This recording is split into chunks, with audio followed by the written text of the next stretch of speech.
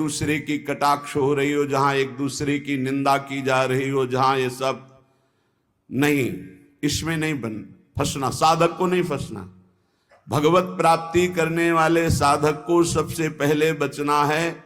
आ जाना वहां सभा है, आज वहां समिति है, वहां ऐसा संगोष्ठी है, इस विषय की चर्चा है, नहीं। सत्संग, एकांत सेवन, भगवत सेवा, सत्संग, इष्ट मिले और मन मिले, मिले भजन रस रीति, तहां निसंग कोहे मिलिए, तासों कीजे प्रीति। कभी नहीं गए। कई तरह की हानियां हो जाती हैं, साधक बहिर्मुख हो जाता है। इसलिए साधक को कभी सभा में, समिति में, ऐसी जगह नहीं जाना चाहिए। मना कर रहे हैं। सभा समितियों में शामिल होना मानो अपनी साधना को नष्ट करना है। जो लक्ष्य प्राप्ति के लिए चलना चाहता है, सभा समिति संगोष्ठी, ये नहीं। एकांत सेवन, सत्संग सुना, अपरिचित जीवन, किसी से कोई परिचय नहीं। अखबार पढ़ना, समाचार देखना, ये उनके लिए सही है जो समाज सेवी हैं, जो समाज में विविध पदों में हैं। लेकिन जो भगवत प्राप्ति करना चाहता है, उस साधक के लिए ठीक नहीं। ना समाचार पत्र पढ़ना और ना समाचार सुनना, ना समिति सभा में जाना, ना किसी राजनीतिक या व्यवहारिक संगोष्ठी को सेवन करना, नहीं। हम सबके हृदय में विराजमान उस परमात्म तत्व को जागृत करने के विषय में बोलते हैं। सबका हृदय मंदिर बने और सबके हृदय रूपी मंदिर में भगवान का प्रादुर्भाव, केवल उसकी चर्चा होती है।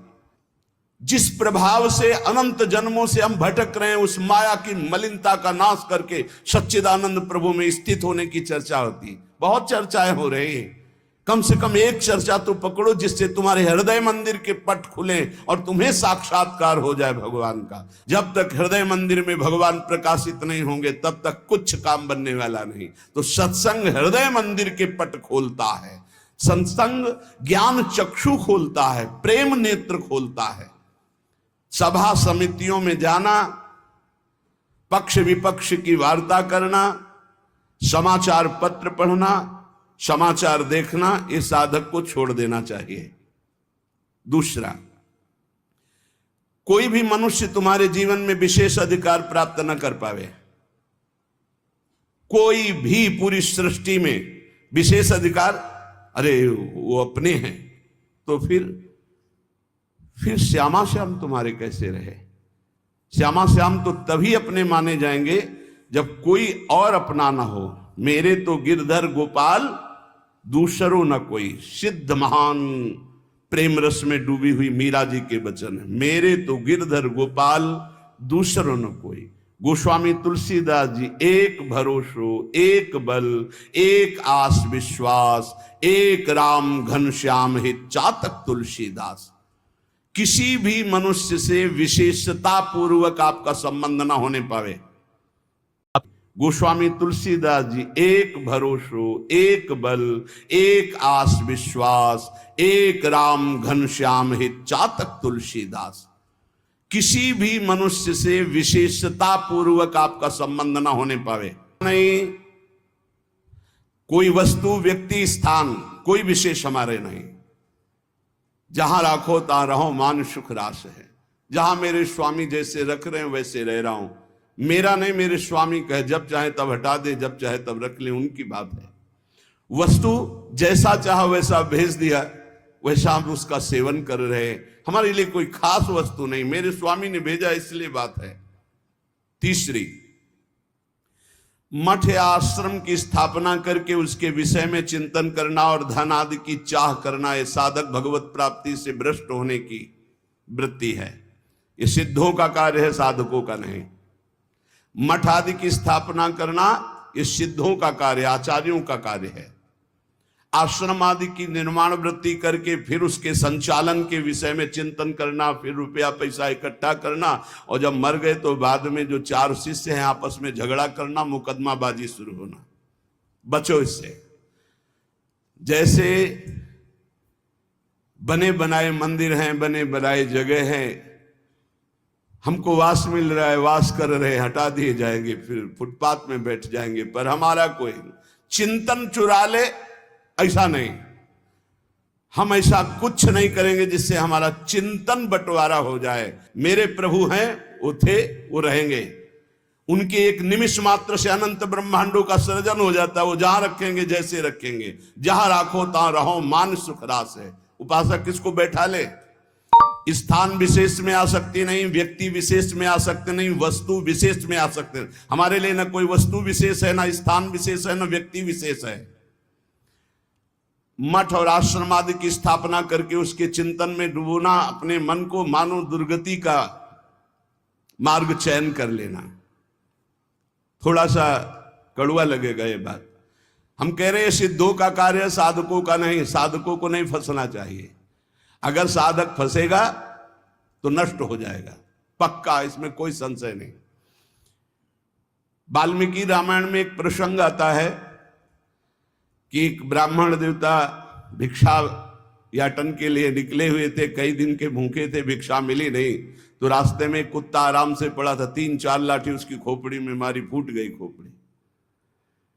उस समय राजाधिराज चक्रवर्ती महाराज अनंत कोटि ब्रह्मांडों के स्वामी भगवान श्री राम सिंहासन पर विराजमान थे। दरवाजे से आवाज मारी, सेवक ने कहा एक कुत्ता अपनी प्रार्थना करना चाहता है। भगवान ने बुलाया, बोलो। बोले मैं आराम से मार्ग में पड़ा था प्रभु, क्या मार्ग के साइड में पड़े रहना अपराध है? मैं कुत्ता हूं तो इसलिए मेरा इतना भी अधिकार नहीं कि मैं रास्ते के साइड में पड़ा रहूं?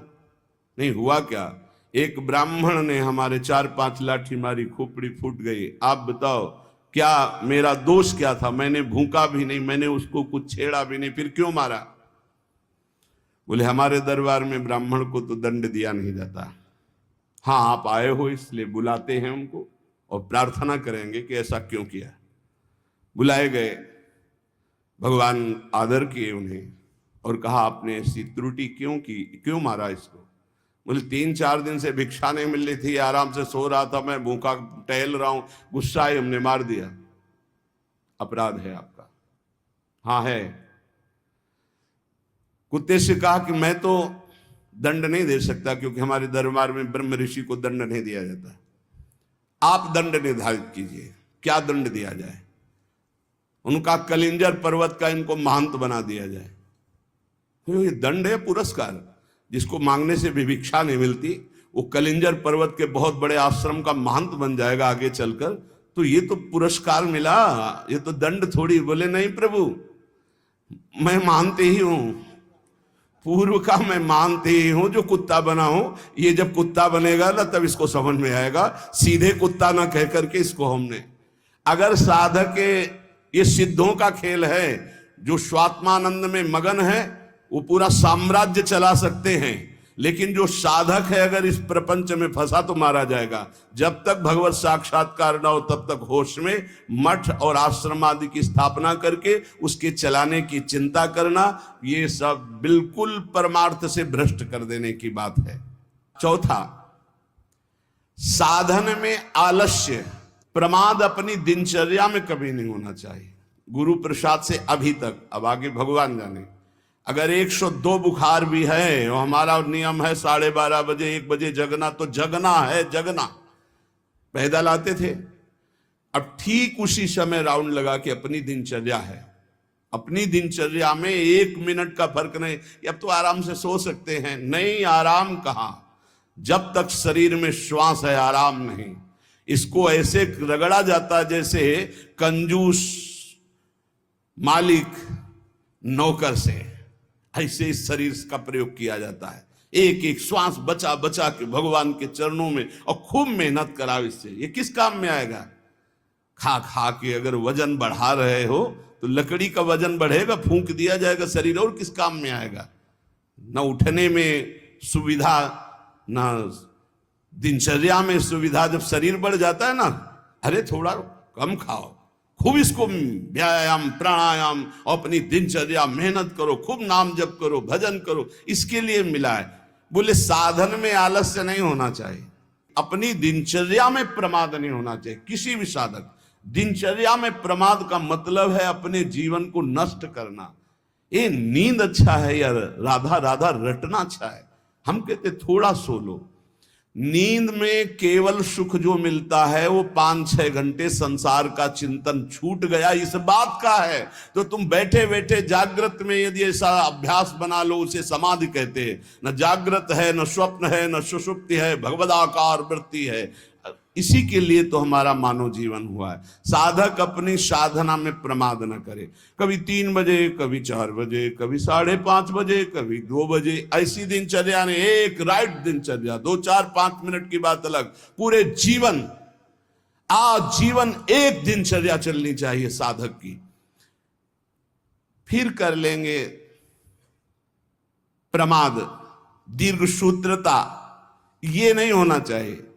11 माला कहा है, आज 5 माला हुए, कोई कल 11 और 6, फिर कल जब 11 और 6 पूर्ति कर रहे तो 6 पूरे 11, फिर आगे कर। धीरे धीरे नियम ही खत्म हो गया, खत्म। हम कभी इस बात से राजी ना हो कि हमारा मन भजन के लिए आगे टालता है।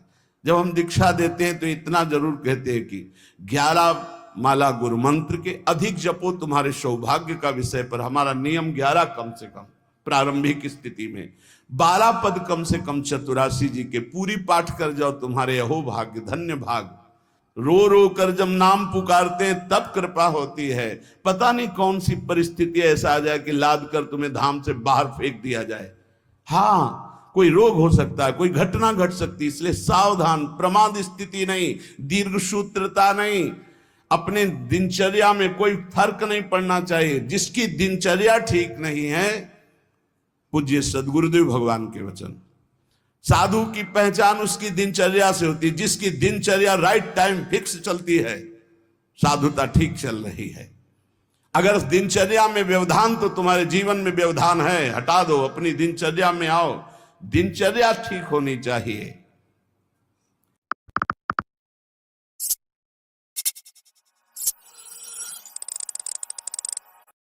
हटा दो, अपनी दिनचर्या में आओ, दिनचर्या ठीक होनी चाहिए। गुरुजनों के वचनों में, शास्त्र के वचनों में अविश्वास, अश्रद्धा या उपदेश दिए हुए कार्य के लिए निश्चय की कमी। आपको ऐसा करना है, हाँ हाँ कर लेंगे, नहीं वही करना है जो आज्ञा हो गई, बस सब बात बन जाएगी। 5वां, कोई तुमसे विजय प्राप्त करने आया है शास्त्रार्थ के लिए, पहले ही हाथ जोड़कर हार जाओ। अगर भगवत प्राप्ति करनी, परास्त करने की कोशिश मत करो। 6वां, अपने को संत मानना और दूसरों को दोष दर्शन करना, यह साधक का नाश कर देने वाला होता है। अपने को संत मानना, दूसरों को असंत मानना, मतलब पतन का रास्ता निश्चित कर लिया। आचार्य चरण कह रहे, क्वाहम तुच्छा परम अधमा प्राण हो गर्ह कर्मा, कहा मैं तुच्छ अधम अपराध करने वाला। अपने को असंत और दूसरों को संत माने। 7वां, दूसरों के दोष देखना और उनको प्रकाशित कर देना, ये केवल गुरु की वृत्ति में होना चाहिए। वो अपने शिष्यों के दोष देखकर उसे प्रकाशित करके नष्ट कर दे। बकाया साधक को ये कभी वृत्ति नहीं रखनी चाहिए कि दूसरों के दोष देखकर और उनको प्रकट करना, चुगली करना। अगर साधक किसी के दोष देखता है तो उसी के सामने उसको फटकारे, तब तो मित्र माना जाएगा। और उसके चले जाने के बाद यदि पीछे चर्चा करता है तो उसे निंदा करते हैं, निंदा करने से पाप लगेगा। तुम्हारे अंदर वही दोष बहुतायत मात्रा में जागृत हो जाएगा। शब्द याद कर लो। अगर किसी के प्रति तुम्हारा दोष दर्शन है तो उसी के सामने कहो उससे, ए भाई, हमने सत्संग में सुना है, ये जो तुम्हारी बात है ना, ये ठीक नहीं है, इसको सुधार कर लो। तो निंदा नहीं मानी जाएगी। वो चला गया, इसके बाद आप उसकी चर्चा करते हैं, अब ये पाप होगा। पर निंदा के कीते आवत नहीं कछुआत, मूर्ख पर्वत पाप को ले चल अपने साथ। 8वां, किसी भी मनुष्य का ना शरीर से अपमान, ना वाणी से अपमान और ना मन से उसके नाश का चिंतन। जो तुम्हारा अहित कर रहा है, तुम्हारी निंदा कर रहा है, तुम्हारा अपमान कर रहा है, तो तुम्हें लौट कर अपमान नहीं करना। यह सिद्धांत है भगवत प्राप्ति का। और मन से संकल्प नहीं बनाना कि भोगोगे, क्योंकि तुम भजन करते हो। अगर ऐसा सोचे तो वो भोगेगा जरूर, लेकिन तुम्हारा भजन भगवत प्राप्ति की योग्य नहीं रह जाएगा। 9वां, पर चर्चा, बैठकर सदैव दूसरे के विषय की चर्चा, ये साधकों में कुछ दोष होते हैं, इसलिए इसका सुधार करना चाहिए। पर चर्चा, पर निंदा से साधक को बहुत बचना है। ये जबान बहुत दुष्ट है, इसको रोको, वाणी को रोको। वाणी एक अमोल है, जो कोई बोले जान, हे तराजू तौल के तब मुख बाहर आन। और 10वां, सीरियल, नाटक, सिनेमा, नौटंकी, ये सब साधक नहीं। असत साहित्य नहीं पढ़ना, नहीं देखना, नहीं सुनना, बहुत बड़ा प्रभाव पड़ता है। इससे बहुत बड़ा प्रभाव पड़ता है, बहुत बड़ा प्रभाव पड़ता है। आपको अनजाने में पतन के मार्ग में आपको ले जाएगा। आपको सुनना है सत्संग, तो सुनने वाला यंत्र रखिए। ये सुनने के लिए ये जो टच वाला मोबाइल है, बचो इससे, पक्की बात है। इसको हम बहुत प्रार्थना पूर्वक निवेदन करते हैं कि साधक जो घर से निकला है भगवत प्राप्ति के लिए, टच वाले मोबाइल से बचे। जहां भगवत प्राप्ति की लालसा से आपने वैराग्य लिया, वहां भोगों की लालसा पैदा कर देगा। जहां आप खोले मोबाइल, तो आपके ऑप्शन ही ऑप्शन है, और मन कभी भगवत ऑप्शन सुनना चाहे तो बड़ा पवित्र मन होता है। हाँ, ये संसारिक बात है। इसमें क्या है? अच्छा, इसमें क्या है? ढूंढते ढूंढते वहां पहुंच गए जहां नहीं पहुंचना चाहिए, और आपको नष्ट कर देगा। सत्संग सुनना है तो यंत्र रखो सत्संग सुनने का। अगर आपको सही माने में मोबाइल का ही प्रयोग करना है, बहुत जरूरी है, तो हम कहते हैं छोटा वाला मोबाइल रखो। लेकिन नहीं, स्मार्ट, बड़े स्मार्ट बने हो, माया से थोड़ी तुम्हारी स्मार्ट गिरी चलेगी। माया तुमसे ज्यादा स्मार्ट है, उसी स्मार्ट में फंसा देगी। स्मार्ट है तो कहते हैं उसे स्मार्ट मोबाइल कहते हैं। हाँ, तुम्हारी स्मार्ट गिरी नहीं चलेगी माया के आगे। वो एक दृश्य दिखाकर, मछली के मैथुन को देखकर सौ भरी महात्मा जल में समाधिस्थ रहते थे, साधना भ्रष्ट हो गई। अजामिल लकड़ी लेने गया था, वैश्यागमन देख करके उसकी बुद्धि भ्रष्ट हो गई, उसी वैश्या में आसक्त हो गई। प्रार्थना है, बहुत है, बिना मोबाइल के नहीं चलता तो 1800 वाला ले लियो, 2000 का जो नहीं आता इतना बड़ा। भाई बहुत है, बात करनी, कहीं कोई तुम्हारा पदाधिकारी हो तो भाई देख लियो। नहीं तो हमें प्रार्थना करनी है साधकों से, स्मार्ट से बचो। बहुत स्मार्ट है वो, तुम्हें फंसा लेगा, भगवत मार्ग से गिरा देगा, पक्का गिरा देगा। मान लो हम कह रहे हैं, लेकिन कोई नहीं मानने के लिए तैयार है। और किससे बात करनी? श्री जी के लिए स्मार्ट काम नहीं करेगा, वहां फोन बात होगी नहीं, वहां तो राधा नाम काम करेगा, राधा राधा राधा राधा राधा। हाँ, कुछ ऐसी आवश्यकताएं हैं जिनकी जरूरत है, क्योंकि बिना उसके काम नहीं चल सकता। तो हम कह रहे हैं जहां तक हो सके, और अगर किसी को बहुतय की रखना है तो बहुत हिम्मत करो, कसम खा लो कि कभी हम और क्षेत्र में नहीं जाएंगे। बहुत बड़ा क्षेत्र है। आज कोई भी व्यक्ति हमको प्रायः ऐसा नहीं दिखाई देता जिसकी कनपटी में मोबाइल ना लगा हो। भगवान का ये बहुत विचित्र कलयुग, भगवान ने ये यंत्र चलाया है, बहुत विचित्र। ये भगवान की बहुत माया चली। तो कह रहे नाटक, सिनेमा, फिल्म, सीरियल, समाचार, बचो भाई। अगर भगवत प्राप्ति करना है तो थोड़ा सावधान हो जाओ। 11वां, शास्त्र